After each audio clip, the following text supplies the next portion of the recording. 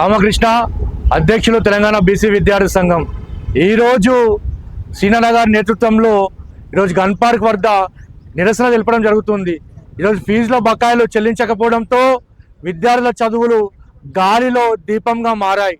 ఈరోజు విద్యార్థులు ఎగ్జామ్స్ రాయాల్సిన విద్యార్థులు, చదువుకోవాల్సిన విద్యార్థులు గన్ పార్క్ వద్దకు వచ్చి ఈరోజు మాకు ఫీజుల బకాయిలు ఇవ్వండి, మా తల్లిదండ్రులు కట్టలేకపోతా ఉన్నారు, మా కాలేజీలు ఫీజులు కట్టండి అని చెప్పి వేధిస్తూ ఉన్నారు, మా చదువు ఆగమవుతుందని చెప్పి ఆవేదన వ్యక్తం చేస్తూ ఉన్నారు.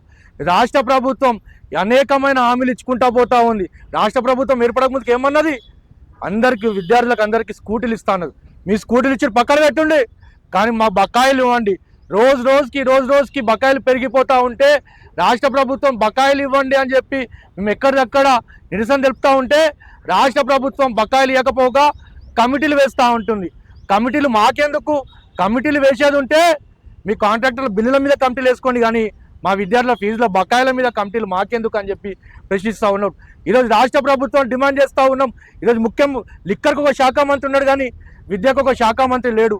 విద్యపై పర్యవేక్షణ లేక ఈరోజు విద్యా వ్యవస్థ మొత్తం ఆగమయ్యే పరిస్థితి రాష్ట్రంలో ఉంది. ఈరోజు ముఖ్యమంత్రి గారి దగ్గర విద్యాశాఖ ఉంది. ముఖ్యమంత్రి గారి దగ్గర ఉన్న శాఖకే నిధులు కేటాయించకపోతే వేరే శాఖ పరిస్థితి ఏందని చెప్పి రాష్ట్ర ప్రభుత్వం డిమాండ్ చేస్తూ ఉన్నాం.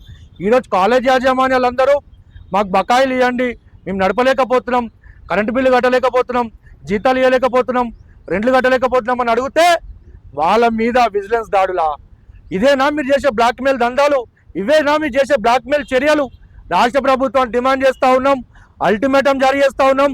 తక్షణమే మా పెండింగ్లో ఫీజుల బకాయిలు చెల్లించకపోతే తెలంగాణ తెచ్చిన వీరుడు సీనన్న గారి నేతృత్వంలో రేపో మాపో భవిష్యత్ కార్యాచరణ ప్రకటిస్తాం.